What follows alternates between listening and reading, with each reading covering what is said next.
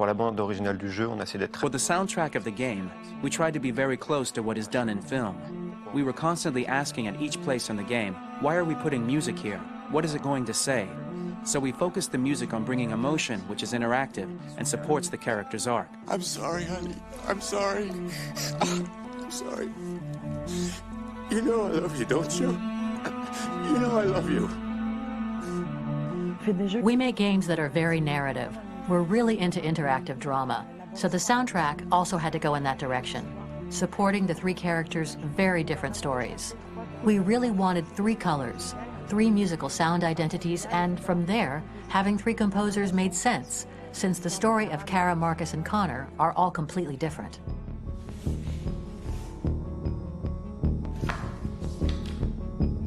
You recognize him? It's Carlos Ortiz. For Connor, we wanted a soundtrack that could be very cold and very mechanical, very machine-esque somehow. For Kara, we wanted a soundtrack that would be very moving and emotional. It was about the quest for identity, but it was also a journey about love and empathy. And for Marcus, we wanted something epic, something that would really represent the grand aspect of his quest. And we were very fortunate to find three incredibly talented composers, and working with them has been a dream, honestly.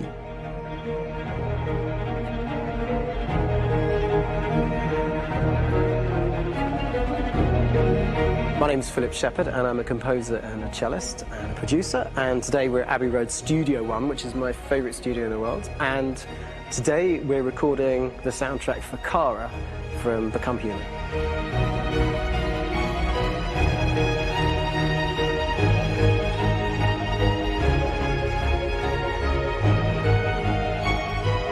So when I compose a big project, I often travel just to kind of get out, and get some fresh air and some inspiration.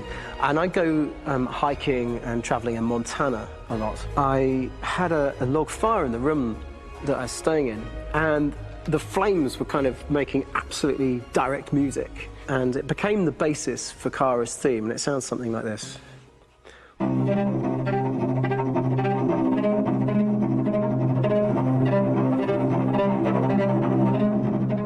Now, over the top of that, I found a little theme that just seemed to fit over the top, which was taking Kara's name, Kara, Kara, and just using like a two-syllable motif, and it sounds like this.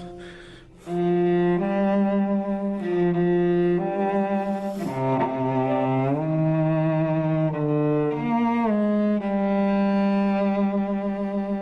going to pull through this, Alice. As long as we're together, nothing can hurt us.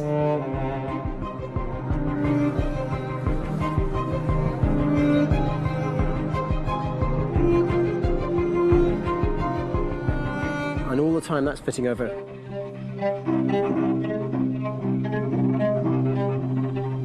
So it kind of works in lots of levels. And in fact, every single theme in the score has one of those elements built into it, and it becomes sort of the DNA of every single tune.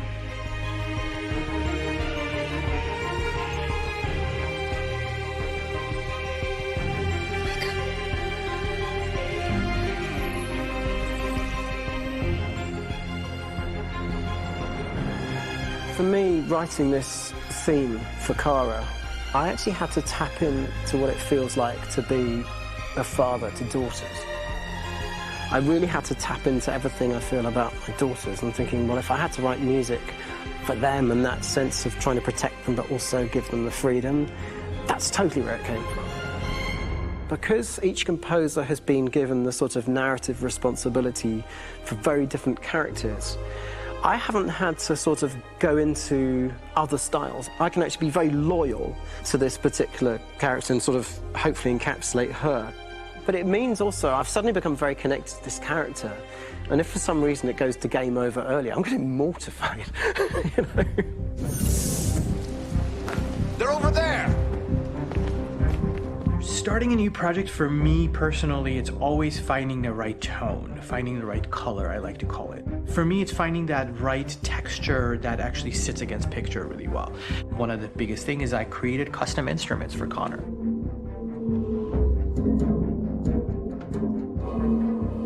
I pulled out all my vintage synthesizers to be able to capture this robotic person, if you will. My approach to all of these custom instruments is that I hear the sound in my head. And either I could just come into the piano and just be like, all right, so I'm gonna just get on the computer and just create it. I rather be able to play these instruments physically. Oh, that's nice. You can play.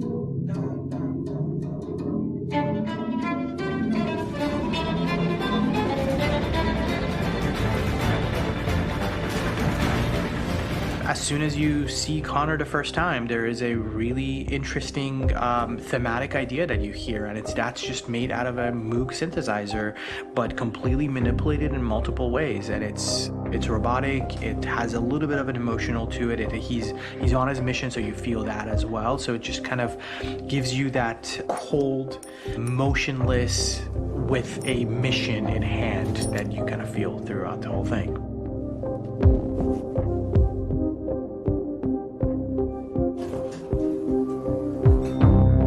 Because the music evolved, one of the things that I was very weary and I was very kind of focused on was the way that the music has to evolve. So my idea behind it was that Connor is a singular android that could at any point become a deviant or could actually stay as an android. So I created a more or less an Connor theme, and then I was able to just manipulate it in different aspects of it. Is everything okay, Lieutenant? Chris was on patrol last night. He was attacked by a bunch of deviants.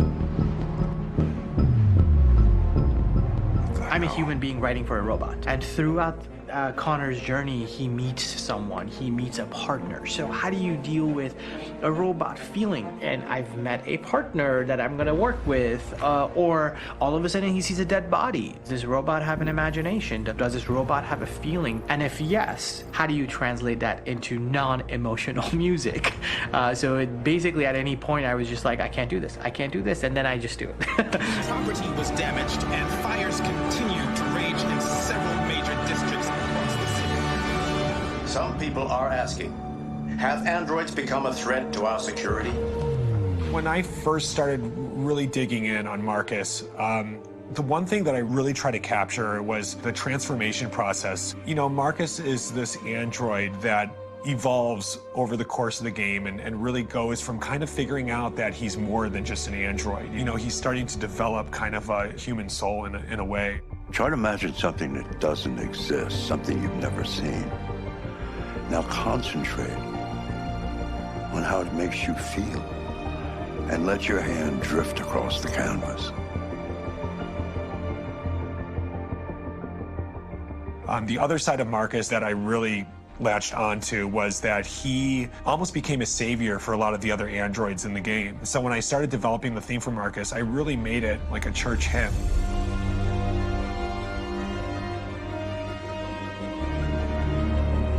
I wanted it to be very simple. I wanted to make it a chordal melody. I really wanted to make it almost like a Bach hymn. The tough thing with that is it had to be recognizable. If I made it too complex from a harmonic standpoint, it would be hard, I think, for people to kind of pick it out and recognize it. It's very acoustic derived, but it's also been treated with a lot of effects and things to kind of put it into the space that I felt the sound should be in. It can be beautiful, it can be haunting, it can be extremely powerful from an action standpoint, and I'm really happy with the way it turned out. The music is there, but it's subliminal and it's emotional, and people are feeling it, and it's not distracting. And that's tricky with a game like this, where you have to have a lot of ins and outs like that, where the music kind of has to get in and out of these moments. This is a war we're fighting with the humans. If we fail, they'll destroy us. I think the game's been put together so well where I just wanted to make sure that I wasn't ruining the emotion.